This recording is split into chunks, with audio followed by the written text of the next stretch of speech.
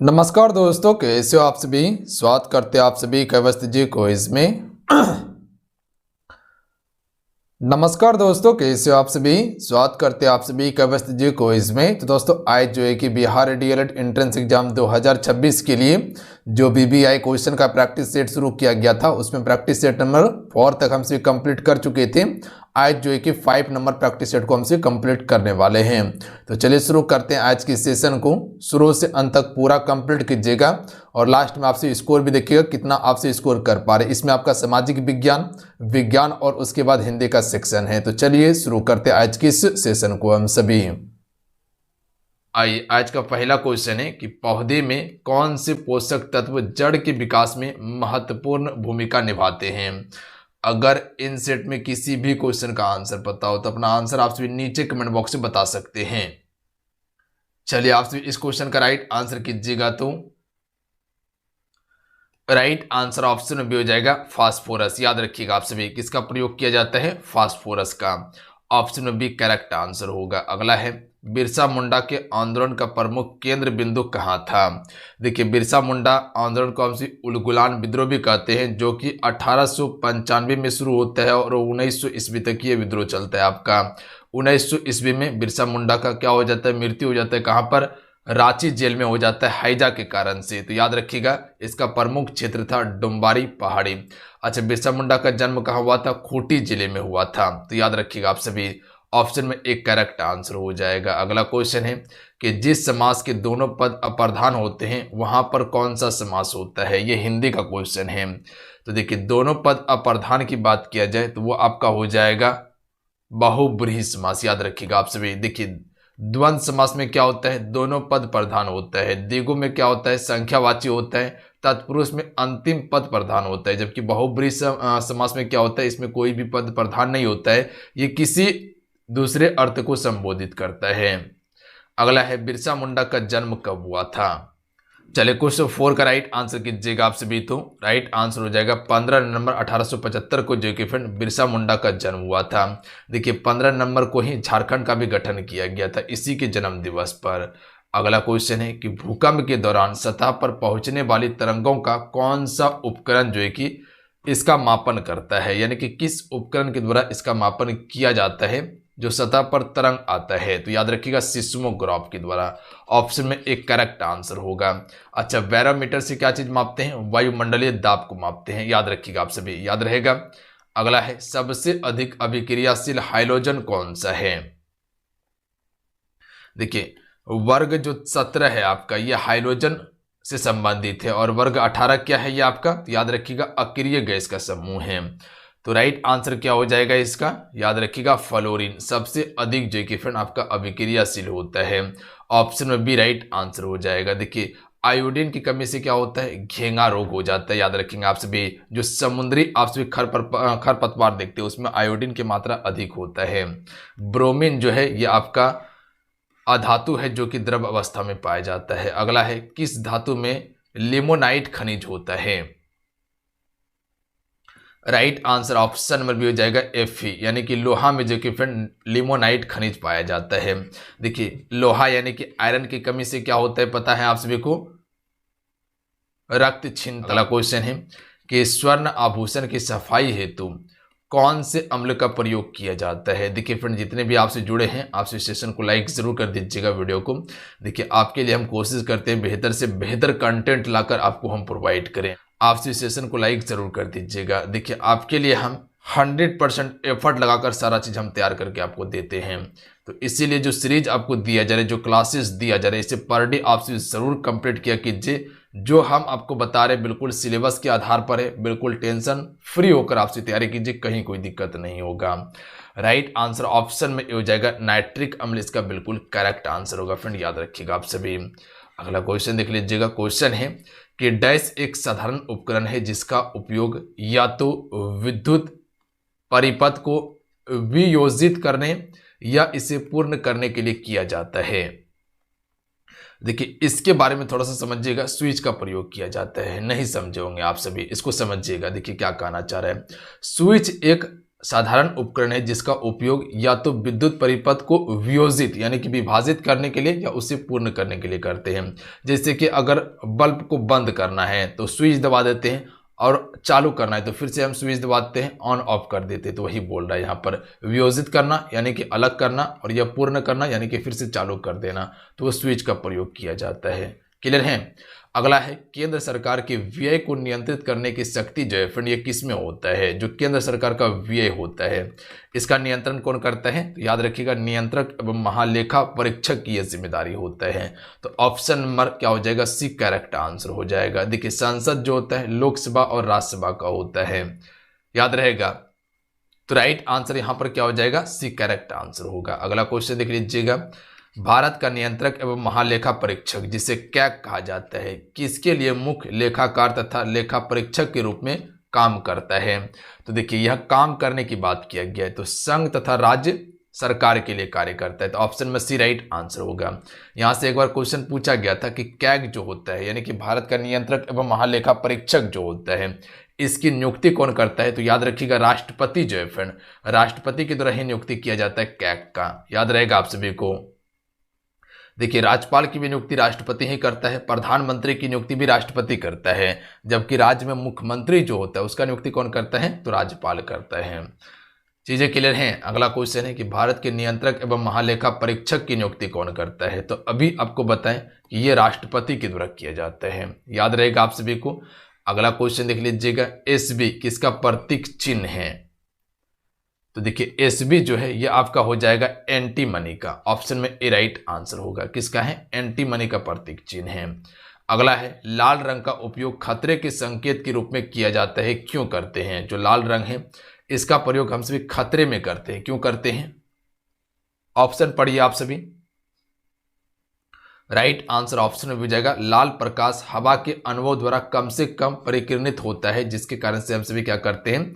लाल रंग का प्रयोग करते हैं। देखिए, लाल रंग का क्या होता है? तरंगदैर्घ्य अधिक होता है, जबकि परिकिरण क्या होता है? कम होता है, याद रखेंगे आप सभी, इसीलिए हम सभी इसका प्रयोग करते हैं। जबकि आपका बैगनी रंग जो होता है उसका क्या होता है? परिकिरण ज्यादा रहता है और तरंगदैर्घ्य कम रहता है उसका। अगला क्वेश्चन देख लीजिएगा, ऑयल ऑफ विट्रिऑल जिसे हम सभी गंधक का अम्ल कहते हैं इसका रासायनिक नाम क्या है? तो राइट आंसर ऑप्शन में डी हो जाएगा, सल्फ्यूरिक अम्ल है, याद रखिएगा आप सभी। यानी कि गंधक अम्ल का रासायनिक नाम क्या है? सल्फ्यूरिक अम्ल। अगर इंग्लिश में पूछा जाए तो ऑयल ऑफ विट्रिऑल का रासायनिक नाम सल्फ्यूरिक अम्ल है। अगला है, निम्नलिखित में से कौन सा वनस्पति रेशा नहीं है? यहां पर ध्यान दीजिएगा, यहां प्रश्न गलती होने का प्रबल संभावना होता है। राइट आंसर ऑप्शन में से हो जाएगा नायलॉन जो है फ्रेंड ये आपका वनस्पति रेशा नहीं है, जबकि आपका जूट हो गया, कपास हो गया और फ्लैक्स हो गया, ये सभी आपका वनस्पति रेशा है। देखिए, जूट जो है सबसे ज़्यादा उत्पादन कौन सा राज्य करता है? तो पश्चिम बंगाल, यानी कि वेस्ट बंगाल करता है, और जूट अनुसंधान केंद्र भी आपका पश्चिम बंगाल में है। देखिए, कपास के लिए जो मिट्टी है काली मिट्टी है, काली मिट्टी जो है ये कपास के लिए उपयोगी मिट्टी है, और सबसे ज़्यादा जो कपास उपजाऊ होता है वो आपका महाराष्ट्र हो गया, गुजरात हो गया, ये वाला क्षेत्र में होता है जो पश्चिमी क्षेत्र है। अगला है, निम्नलिखित समुच्चयों में से कौन सा सबसे अच्छा विद्युत रोधी होता है? देखिए, विद्युत रोधी की बात किया जाए तो रबड़ हो जाएगा, कांच, प्लास्टिक, इबोनाइट, कपास और क्वार्टर जो है, याद रखिएगा आप सभी। तो क्या बताएं, विद्युत का सबसे अच्छा विद्युत रोधी यानी कि विद्युत का कम कुचालक है तो रबड़, कांच, प्लास्टिक, इबोनाइट, कपास और क्वार्टर जो है, याद रखेंगे। ऑप्शन में एक करेक्ट आंसर होगा। विद्युत का सबसे अच्छा चालक क्या है? चांदी है, याद रखिएगा आपसे, चांदी जो है विद्युत का सबसे अच्छा चालक है। निम्नलिखित में से कौन सा जीवाश्म ईंधन नहीं है? देखिए, जीवाश्म ईंधन आपका ना लकड़ी है, ना पवन है, ना यूरेनियम है, इनमें से कोई भी जीवाश्म ईंधन नहीं है। अच्छा, जीवाश्म ईंधन क्या होता है? जैसे कोयला हो गया, कोयला क्या है? आपका जीवाश्म ईंधन है। जैसे पेट्रोलियम हो गया, पेट्रोलियम क्या है? आपका जीवाश्म ईंधन है, याद रखेंगे आप सभी। ऑप्शन नंबर क्या हो जाएगा?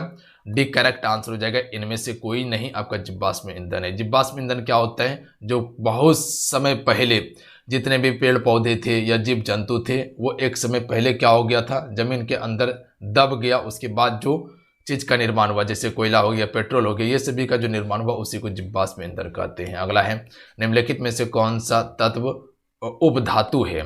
देखिए उपधातु की बात किया जाए तो आर्सेनिक जो है फ्रेंड, जिसे हम सभी AS कहते हैं, आर्सेनिक क्या है आपका उपधातु है, जबकि आपका NSGA यह सभी क्या है आपका धातु है। याद रहेगा आप सभी का आर्सेनिक, ध्यान देंगे आप सभी। अगला क्वेश्चन देख लीजिएगा।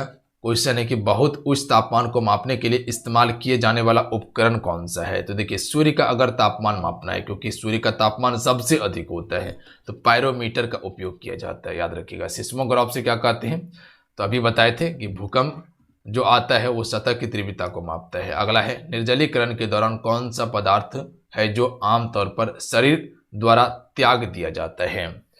तो देखिए निर्जलीकरण के दौरान की बात किया जाए तो शरीर के द्वारा क्या त्याग दिया जाता है, तो सोडियम क्लोराइड को। ऑप्शन में बी करेक्ट आंसर होगा। याद रखिएगा आप सभी, फिर से समझिएगा क्वेश्चन क्या कहना चाह रहे हैं। देखिए निर्जलीकरण की यहाँ पर बात किया गया, निर्जलीकरण के दौरान कौन सा पदार्थ आमतौर पर शरीर के द्वारा त्यागा जाता है, तो सोडियम क्लोराइड को त्याग दिया जाता है। अगला है दर्पण द्वारा प्रकाश की दिशा में परिवर्तन डैश कहलाता है। तो राइट आंसर ऑप्शन में से हो जाएगा प्रकाश का परावर्तन कहा जाता है। याद रखिएगा आप सभी, क्या कहा जाता है, प्रकाश का परावर्तन। ऑप्शन में सी करेक्ट आंसर होगा।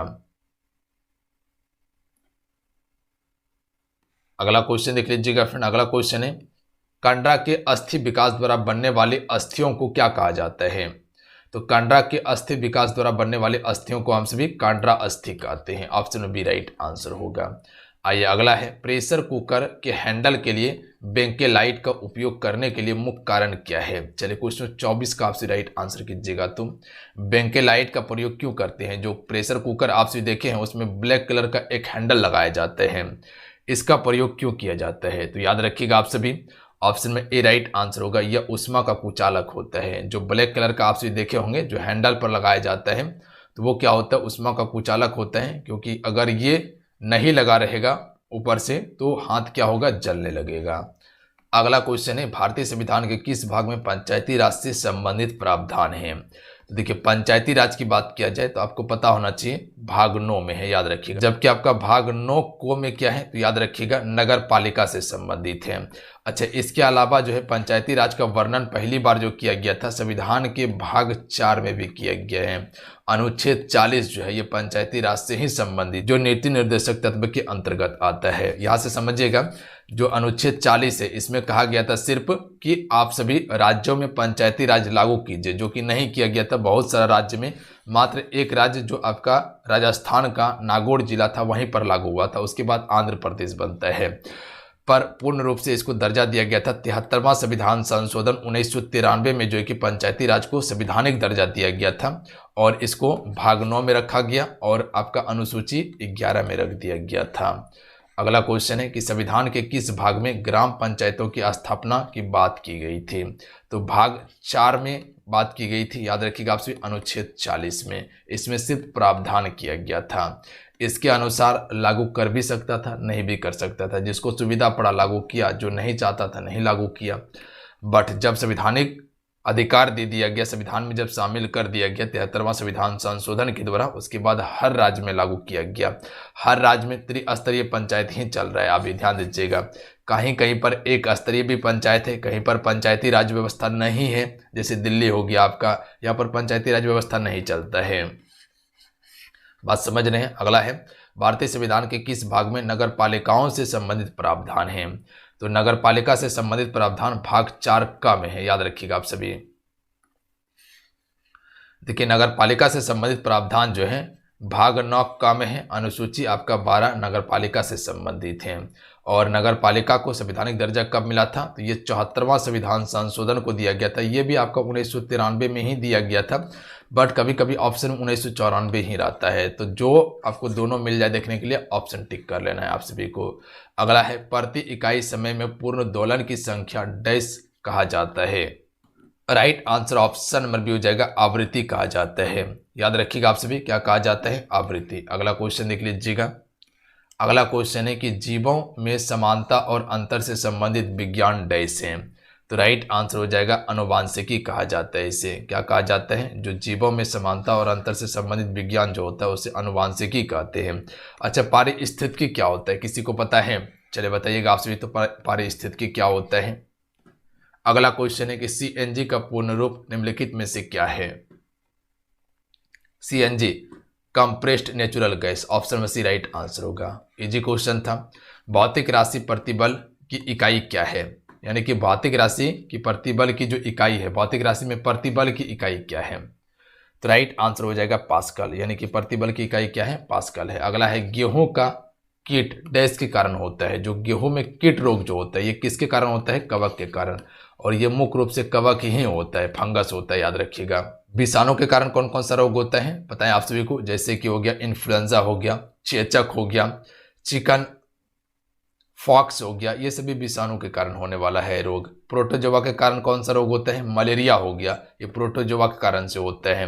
कवक के कारण से दाद हो गया, या बाल झड़ना हो गया, या शरीर पर चित्ता चित्ता जो दाग हो जाता है वो कवक के कारण होता है। जीवाणु के कारण से रोग होने वाला हैजा हो गया, टाइफाइड हो गया, ये सभी हैजा टाइफाइड ये सभी जीवाणु के कारण से होते हैं। अगला है आकाश का नीला रंग किसका परिमाण है, तो राइट आंसर हो जाएगा परिकिरणन का। याद रखिएगा आप सभी, जो आकाश का नीला रंग देखते हैं वो परिकिरणन के कारण ही होता है, याद रखिएगा, क्योंकि आपको पता है कि पृथ्वी पर क्या है 71% भाग पर पानी ही पानी है जो कि नीला कलर का है, तो इसी का परिकिरणन जो होता है इसी के कारण उसका भाग आकाश का रंग नीला दिखाई देता है। अच्छा, बर्तन के कारण क्या होता है, तो जो आप एक गिलास देखते हैं इसमें अगर पानी लेके और चम्मच या पेंसिल डाल दीजिएगा तो आपको टेढ़ा दिखाई देगा, ये आपका अपवर्तन के कारण होता है।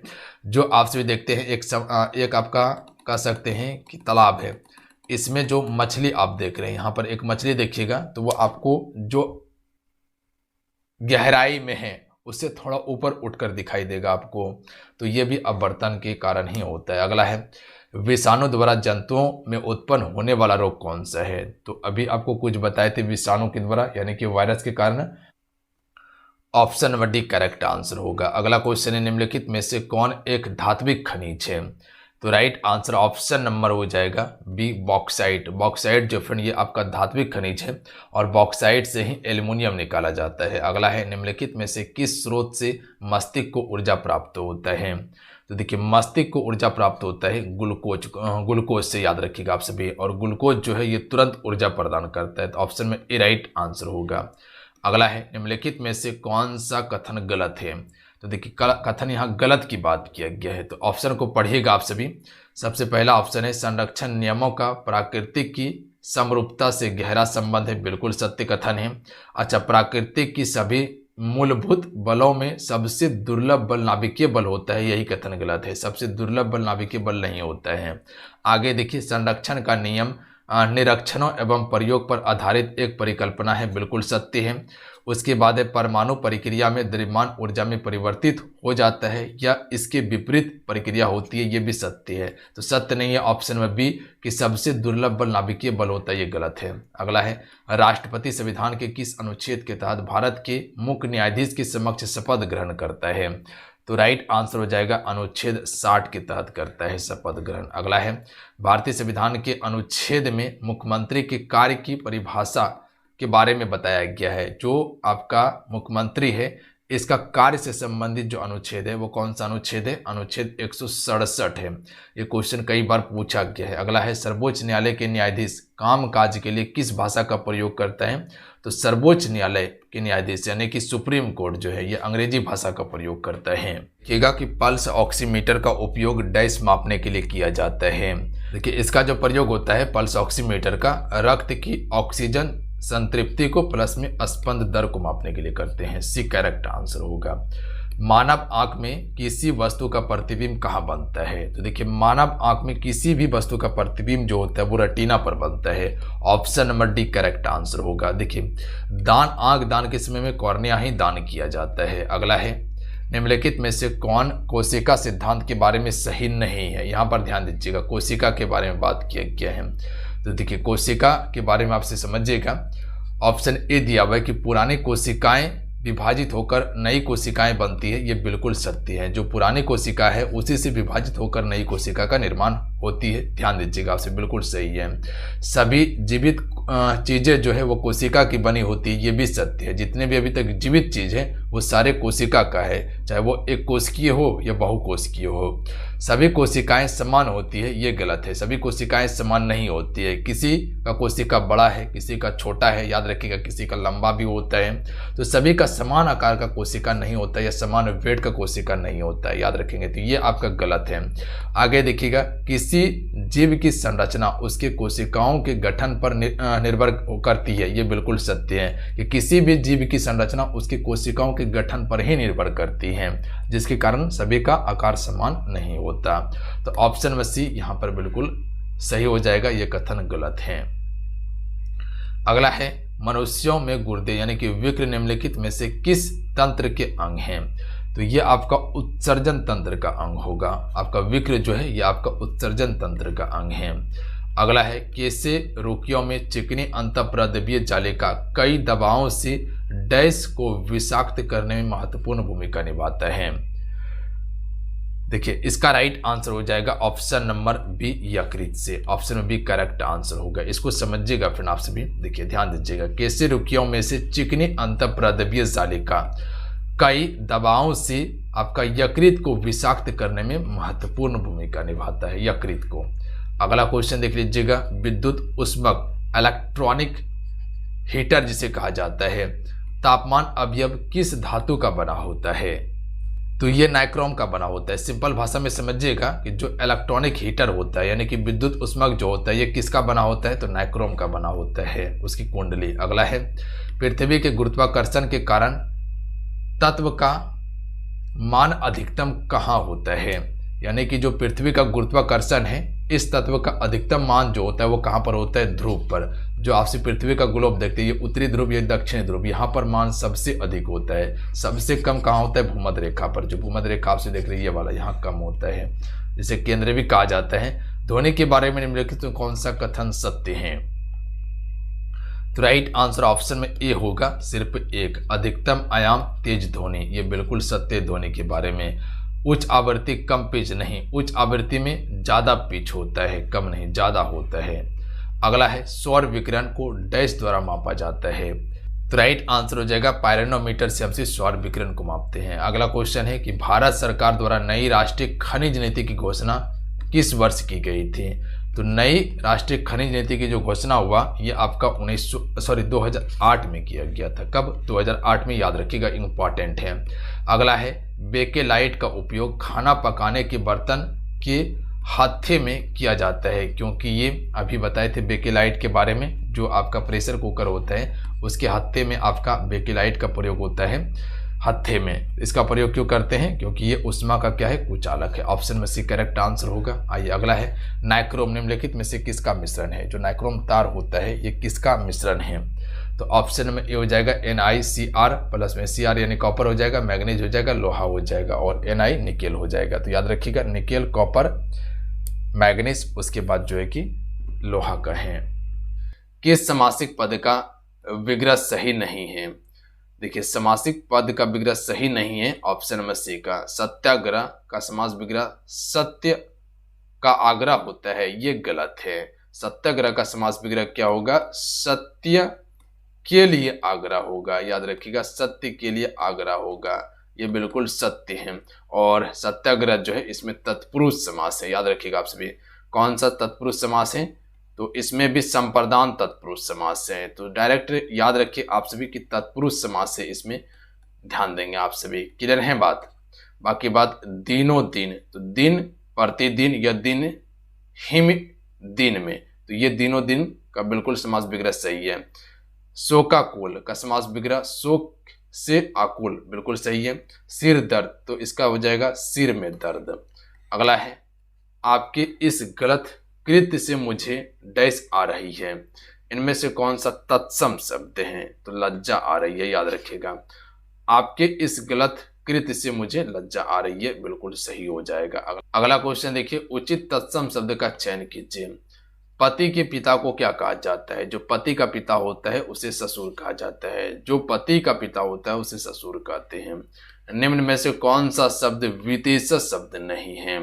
जो पत्नी का पिता होता है उसे क्या कहा जाता है? उसको भी ससुर ही कहा जाता है। इनमें से कौन सा शब्द विदेशज शब्द नहीं है? तो यानी कि वो देशज होगा। लंगड़ा, लंगड़ा देशज शब्द है, याद रखिएगा आप सभी। लंगड़ा क्या है? देशज शब्द है। बाकी बात ये सभी आपका विदेशज शब्द है। अगला क्वेश्चन देख लीजिएगा, दिए गए शब्द में से देशज शब्द का पहचान कीजिए, यानी कि देश का है। देश का शब्द कौन सा है? उडरिया जो है ये आपका देशज शब्द है, जबकि अंगुरी, कुकुर और मनेक ये सभी विदेशज शब्द है। अगला है, अंग्रेज शब्द मूलतः किस भाषा का है? जो अंग्रेज यानी कि अंग्रेजी शब्द जो है ये आपका लैटिन भाषा या इसको आप फ्रेंच भाषा भी कह सकते हैं। ऑप्शन में डी करेक्ट आंसर होगा। डाकघर डैश एक शब्द है, तो देखिए डाकघर जो है ये संकर शब्द है, याद रखिएगा। संकर शब्द क्या होता है? इसमें देशज और विदेशज शब्द से मिलकर बना होता है। जो डाक देख रहे हैं ये विदेशज शब्द है और घर आपका देशज शब्द है।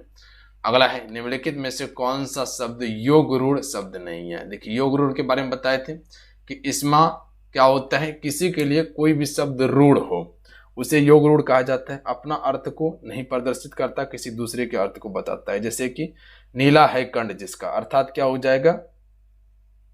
शिव हो जाएगा, यानी कि शंकर। तो जिसका भी कंठ नीला है वो शिव के लिए रूढ़ हो चुका है, याद रखिएगा। नीला कंठ शिव के लिए रूढ़ हो चुका है। जैसे कि लंबा है उदर जिसका, क्या होता है? गणेश होता है। तो जो लंबा उदर है वो किसके लिए रूढ़ हो चुका है? तो वो आपका गणेश के लिए रूढ़ हो चुका है। जैसे दशानंद यानी कि 10 आनंद है जिसका, अर्थात क्या होता है? रावण होता है।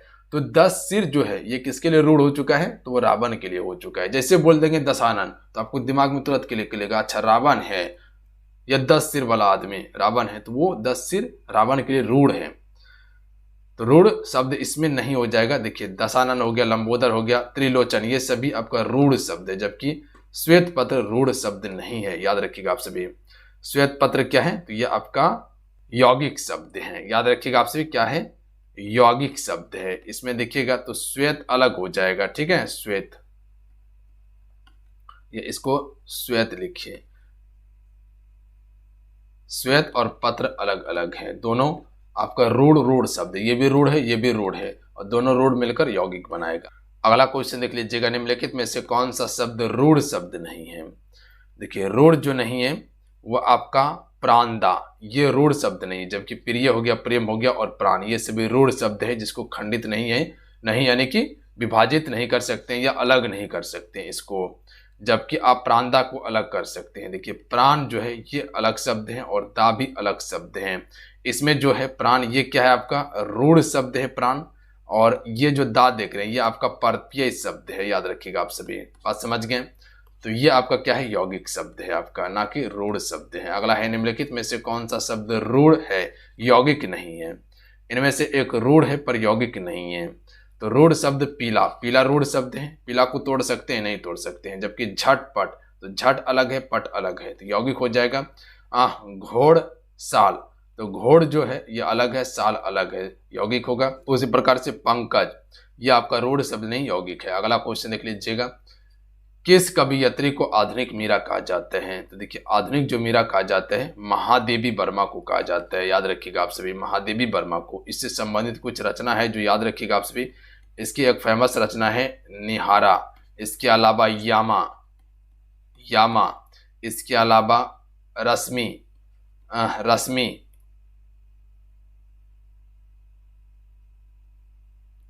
इसके अलावा हो जाएगा निर्जा, निर्जा, इसके अलावा याद रखिएगा दीप शिखा, दीप शिखा, इसके अलावा याद रखिएगा सप्तपर्णी या परना, सप्तपर्णा याद रखिएगा आप सभी। अगला क्वेश्चन देख लीजिएगा, तुलसीदास जो हिंदी कवि थे का जन्म उत्तर प्रदेश के किस स्थान में हुआ था? यानी कि तुलसीदास का जन्म कहाँ हुआ था? राजापुर में हुआ था।